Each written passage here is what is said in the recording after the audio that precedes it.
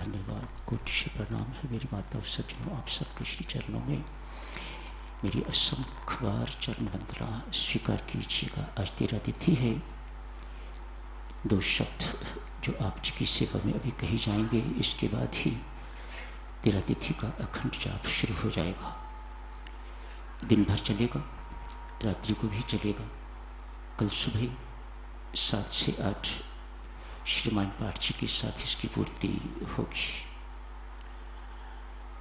जो साधक बैठना चाहे बड़े शौक से बैठें, जो जाना चाहे बड़े आराम से जाएं, ताकि बैठने वाले को किसी प्रकार की कोई डिस्टर्बेंस ना हो। सदाचार की चर्चा चल रही है। पिछले रविवार सदाचार की चर्चा शुरू की थी, आज जारी रखेंगे, अगले रविवार को भी जारी रहेगी। जिस आचरण में भक्ति का साथ मिल जाता है उसे सदाचरण कहा जाता है, सदाचार कहा जाता है। साधारण शब्दों में देवियों सज्जनों, जो व्यवहार हम परमात्मा से करते हैं, जैसा व्यवहार हम परमात्मा से करते हैं, जैसा आचरण हम परमात्मा से करते हैं, वैसा ही यदि संसार से हो जाए तो इसे सदाचरण कहा जाता है, इसे सदाचार कहा जाता है। हम विपरीत दिशा में चल रहे हैं, इसीलिए दुखी हैं, चिंतित हैं। हम संसार से जो व्यवहार करते हैं, व्यापार का, लेन देन का, कुटिलता का, गंदगी का, ईमानदारी नहीं, बेईमानी का, हेरा फेरी का, वैसा ही व्यवहार हम परमात्मा से करते हैं। इसे दुराचरण कहा जाता है। इसी दुराचरण के कारण साधुजन संत महात्मा कहते हैं कि हम दुखी हैं, चिंतित हैं, तनावग्रस्त हैं, घर घर में कलह क्लेश रहता है। सदाचरण की चर्चा अपने जीवन में उतारने योग्य है साधुजनों। सदाचरण वह सोपान है, वह सीढ़ियां हैं जिन पर आप पांव रखे तो मोक्ष महल के छत पर पहुंचते हैं। आज एक संत महात्मा को स्वप्न हुआ है। 2 डंडे हैं उनके पास, यहां से लेके आकाश तक छूने वाले। इतनी लंबाई ऊंचाई है उनकी। स्वप्न में वह महात्मा उन डंडों के द्वारा मोक्ष महल की छत पर चढ़ने का भरसक प्रयत्न कर रहा है। जितनी बार प्रयत्न करता है उतनी बार नीचे धड़ाम गिरता है।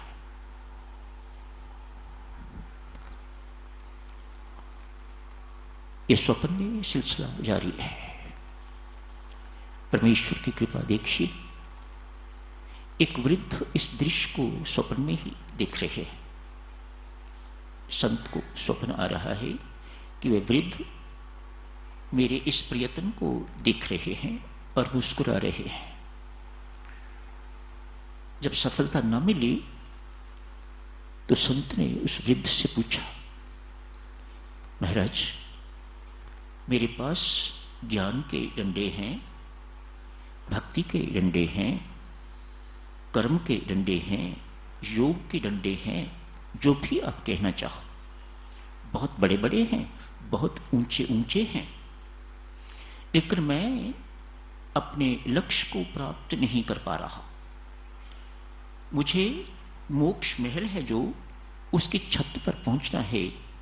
साधन तो मेरे पास हैं, लेकिन मैं अपने उद्देश्य, अपने लक्ष्य तक नहीं पहुंच रहा।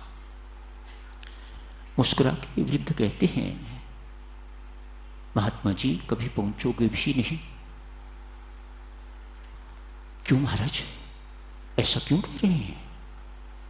कहा, इन 2 डंडों को जोड़ने वाले छोटे डंडे जो होते हैं, जिससे सीढ़ी बनती है, जिनको सत्कर्मों के डंडे कहा जाता है, जिनको सदाचरण के डंडे कहा जाता है, वे डंडे लगाते जाइए, ऊपर चढ़ते जाइए। वे डंडे लगाते जाइए, ऊपर चढ़ते जाइए। आप एक ना एक दिन मोक्ष महल की छत तक पहुंच के रहोगे। यदि आपने वो आड़े छोटे डंडे न लगाए तो आप कभी भी जन्म जन्म आप प्रयत्न करते रहिएगा, आप कभी छत तक नहीं पहुंच पाओगे, आप कभी लक्ष्य को प्राप्त नहीं कर पाओगे। आज एक लाला किसी महात्मा के पास गए हैं, जाके उनसे कहा, महाराज कोई परम हितकारी उपदेश दीजिएगा। महात्मा ने कहा, लाला ये माया नश्वर है, जिस किसी के पास भी है नष्ट होके ध्यान देना, ये माया नश्वर है, जिस किसी के पास जितनी भी है नष्ट होके रहे। लाला ये काया भी अमर नहीं, माया भी अमर नहीं, माया भी नष्ट होके रहेगी, तो ये काया भी अमर नहीं, ये भी जल सड़के रहेगी। यदि अमर है कोई चीज तो वह है सत्कर्म। सत्कर्म की कमाई कर, अपनी पूंजी को सत्कार्यों के लिए प्रयोग कर, अपनी पूंजी को परमार्थ हेतु प्रयोग कर, तो वो जो पूंजी तू इकट्ठी करेगा, इस पूंजी का तो नाश होगा, यूं कहो इस पूंजी का तो सदुपयोग होगा, लेकिन वह पूंजी जो तुम उस वक्त एकत्रित करोगे, इसके पुण्य फल जो तुम्हें प्राप्त होंगे वह अनश्वर, वह तेरी असली कमाई, वह तेरे साथ जाएगी, वह परमात्मा के घर जाएगी। तू उस कमाई का असली मालिक है, उस असली कमाई का असली मालिक। ये कमाई जो तू अभी कर रहा है, इस वक्त लखपति करोड़पति अरबपति कहला रहा है, ये तो नश्वर कमाई है, ये किसी के पास भी होगी नष्ट होके रहेगी। पुत्रों के पास जाएगी, सरकार के पास जाएगी, किसी चोर के पास जाएगी, इत्यादि इत्यादि। इसकी गति ऐसी ही है, ये किसी के पास टिकती नहीं, माया है। इसीलिए इस माया को माया कहा जाता है, उल्लू बनाने वाली चीज। इसी सत्कर्मों की पूंजी साधक्षणों, एक दो डंडों के बीच लगने वाले छोटे डंडे हैं, जिनसे सीढ़ी का निर्माण होता है और जिन पर आप पांव रख के तो ऊपर ऊपर ऊपर ऊपर चढ़ते जाते हैं। यदि डंडे तो आपके पास हैं, लेकिन बीच उन दो डंडों को जोड़ने वाले छोटे डंडे, जिन्हें सत्कर्म कहा जाता है, सदाचरण कहा जाता है, यदि वह नहीं लगाते तो अनेक जन्म युगों युगांतर भी आप मोक्ष महल की छत तक नहीं पहुंच पाओगे। एक कमाई कीजिएगा। सत्कर्म क्या है? बच्चे लोग बैठे हो, अब बेटा साधारण शब्दों में अध्यात्म क्या सिखाता है, सत्संग क्या सिखाता है, यही ना, be good and do good. Simple words, be good and do good. पहले बेटा गुड बनना पड़ेगा, अच्छा बनना पड़ेगा, तो ही आप अच्छा कर सकोगे, अन्यथा नहीं। अध्यात्म सत्संगति आपको अच्छा बनने के लिए प्रेरणा देती है, एक नेक इंसान बनने की प्रेरणा देती है अध्यात्म, ताकि आप नेकी कर सको, ताकि आप नेकी की कमाई इकट्ठी कर सको, जो आपकी अपनी है, जो आपके साथ जाएगी, जिसका हिसाब किताब परमात्मा पूछेगा। इस कमाई का नहीं, ये कमाई तो आपकी प्रारब्ध के अनुसार परमात्मा दे रहा है आपको। इसका क्या हिसाब किताब, जो मैं ही दे रहा हूं उसका हिसाब किताब मैं क्या पूछूं आपसे? मुझे तो उस कमाई का हिसाब किताब पूछना है जो असली है। नाम की कमाई कितनी करके आए हो, सत्कर्मों की कमाई कितनी कितनी करके आए हो, सदाचारी जीवन की कमाई कितनी करके आए हो, मुझे तो उसका हिसाब किताब लेना है। चर्चा शुरू करते हैं साधक। आज एक महापुरुष सदाचारी व्यक्ति परमात्मा को कितना प्रिय है। मेरी माता और सज्जनों, विभीषण को जिस वक्त रावण ने निष्कासित किया है, लंका से निकाल दिया है, रावण और विभीषण का भाई है कुबेर। विभीषण उनसे सलाह लेने के लिए गए हैं, बड़ा भाई है। जाके वहां क्या देखते हैं, जैसे ही वे पहुंचे उसी वक्त भगवान शिव भी पहुंचे। राम राम हुई, प्रणाम हुआ, प्रभु आप यहां कैसे? कुबेर के पास तो वे आते हैं जिन्हें किसी चीज की आवश्यकता हो, आप तो दाताओं के दाता हो, आप भगवान शिव, आप शंकर भगवान यहां कैसे पधारे हो?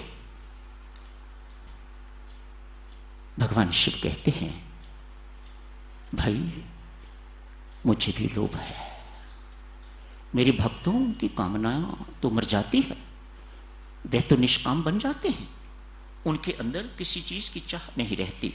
तू मिल गया तो फिर मुझे और क्या चाहिए, सब कुछ मिल गया, तू मिल गया तो सब कुछ मिल गया, अब मुझे और किसी भौतिक चीज की आवश्यकता नहीं। मेरे भक्तों की चाह तो मिट जाती है, वे तो निष्काम हो जाते हैं, लेकिन मैं निष्काम नहीं हो पाता, मेरे राम निष्काम नहीं हो पाते। विभीषण जी, मेरे राम आपको अपने हृदय में बिठाने के लिए बेताब बैठे हुए हैं, मेहरबानी करके अविलंब जाइएगा, उनकी चरण शरण ग्रहण कीजिएगा। उन्हें भी इस बात का लोभ है कि सदाचारी व्यक्ति, सत्पुरुष, महापुरुष आए और मैं उन्हें अपने हृदय में स्थान दूं, और मुझे भी ये लोभ है। सदाचार की महिमा, सदाचारी व्यक्ति, ईमानदार व्यक्ति परमात्मा को इतना प्रिय कि वह उन्हें अपने हृदय में निवासित करते हैं, अपने हृदय में बिठा लेते हैं। आज एक ऐसा ही महापुरुष साधक दिल्ली से पठानकोट जाने के लिए रेलवे स्टेशन पर आए हुए हैं। 4-6 उनके अनुयायी भी साथ, बहुत प्रसिद्ध है। मानो जब दिल्ली छोटी थी तो सारी दिल्ली उस महापुरुष को जानती हो। महापुरुष स्टेशन पर पहुंचे, प्लेटफॉर्म पर देखा सामान बहुत है, कहा ये सामान सारा मेरा ही है? महात्मा ने पूछा, हाँ महाराज आप ही का है। मेरे साथ जाएगा? हाँ जी ये आपके साथ जाएगा।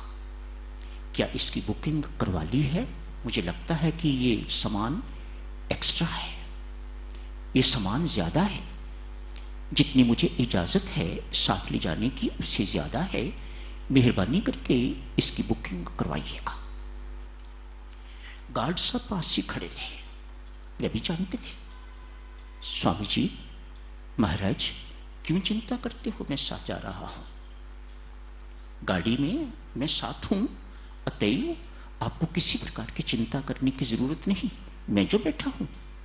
सामान ज्यादा है तो कौन पूछेगा आपको, मैं साथ हूं। महात्मा मुस्कुरा के कहते हैं, भाई आप कहां तक जाओगे? मैं लुधियाना तक जाऊंगा। उसके आगे? महात्मा ने पूछा।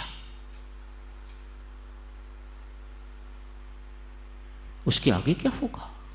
गार्ड ने कहा, महाराज जो दूसरा बैठेगा मैं उसके हवाले ये सामान कर दूंगा, आपको कोई डिफिकल्टी नहीं होगी, किसी प्रकार की कोई कठिनाई नहीं होगी, आपको बुकिंग करवाने की आवश्यकता नहीं। बेटा ऑनेस्टी की बात की जा रही है, सदाचार जीवन की बात की जा रही है, ईमानदारी की बात की जा रही है।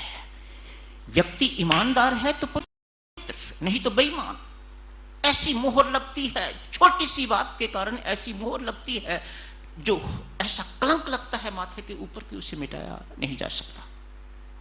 कल परसों आपसे अर्ज की थी, गणेश की शायद संभव था पिछली बार, पत्नी कहती है आप बेईमान कहलवाओगे और मैं बेईमान की पत्नी, दोनों इससे स्टैम्प्ड होके तो परमात्मा के दरबार में जाएंगे, यहां भी अपमानित और वहां भी अपमानित।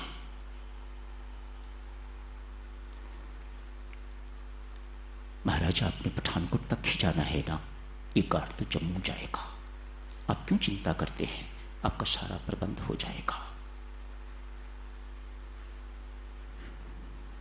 महात्मा कहते हैं भाई मैं आपकी बात मान के अनैतिकता के, इमोरलिटी के मार्ग पर चल पड़ूं, इस अपराध से मैं बच भी जाऊं आपकी सिफारिश के कारण, राम के दरबार में मुझे कौन बचाएगा।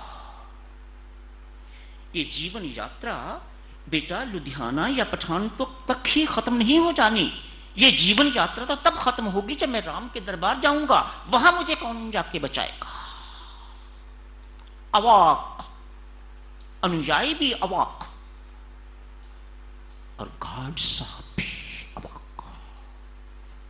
उसी वक्त जाके एक्स्ट्रा लगेज की पैसे जमा करवा के तो रसीद उस महापुरुष के हाथ देती।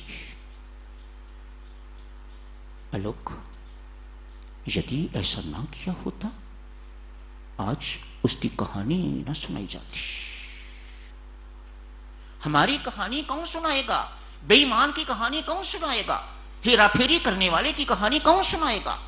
इतनी सी बात और आज उस महापुरुष की कहानी आप सुन रहे हो, मन करता है उस जैसा बने। कितने पैसे खर्च हो गए होंगे, कितने पैसे खर्च हो गए होंगे। एक ने उच्च ईमानदार बना दिया, इतने से पैसे बचाए होते तो बेईमानी की मोहर लग गई होती और ये कहानी कभी सुनाई न जाती। जारी रखेंगे साधक जन इस चर्चा को अगले रविवार को।